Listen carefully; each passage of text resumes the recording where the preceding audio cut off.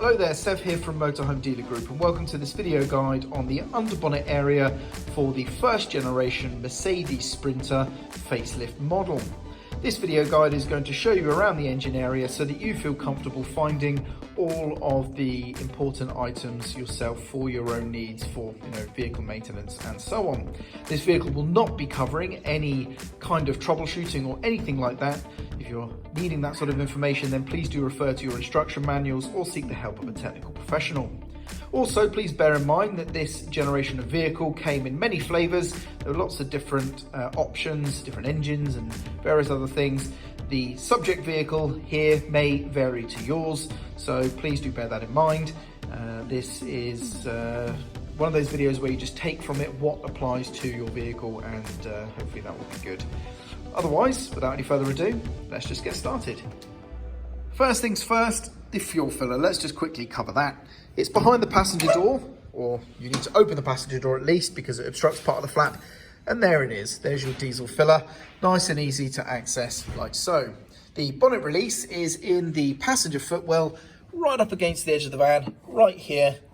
There we go. Give that a pull and that will unlock the bonnet so that you can then release it fully and gain access. With the bonnet released, you need to come to the left of the Mercedes badge here. And if we look up underneath, up at it, but you can just see that little lever right there. So that's what you need to lift up. You need to lift up on this lever, and that is going to then release the bonnet, and you need to lift it up fully. So here we are. The curved area of the front of the bonnet here you can see is what would normally go around the Mercedes badge, and you can see that lever just there that we found to release the bonnet and lift it up fully. Now, as we're lifting up, over here you can see this bar is moving where this bolt is, and if we lift right up to the top, you can see that locks in place there. We can then lower the bonnet down onto that, and that is going to retain the bonnet in position. So basically this whole bar is sprung loaded and being forced forward, and once we get to that elongated section of the track there, it's going to allow it to lock onto that bolt. So we don't need to find a bar or anything. That's how it retains itself held up, and now we have access to the engine area. So starting over the driver's headlight side, or the driver's side of the engine area, we have the screen wash filler just here. We then have the brake fluid there. Down here is the air filter housing. And then on the engine itself, we have the oil filler right here. Here is the dipstick.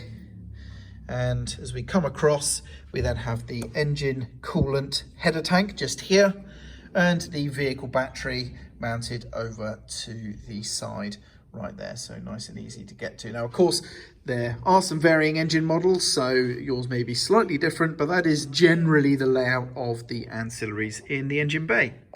So to drop the bonnet, what we're going to do is firstly, obviously, hold on to the bonnet, and then we're going to lift up and take a little bit of weight so that the weight is taken off of that bolt. We then need to use our second hand to push on this bar so that the bolt can then follow this track in. Remember, it's always being forced by a spring this way, so we want to force against the spring so that the bolt can then travel through the main track, allowing the bonnet to then be lowered.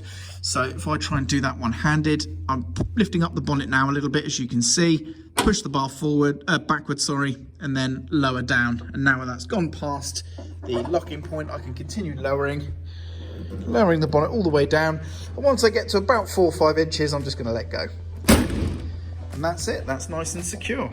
And there we go. That about wraps up the video for today. Whilst brief, hopefully it has given you all the information you need to find your way around the engine bay of your Mercedes Sprinter first generation facelift model. There is an accompanying cab layout guide as well, so if you want to find your way around your cab area, then I suggest you check that out. Otherwise, that's it from me today.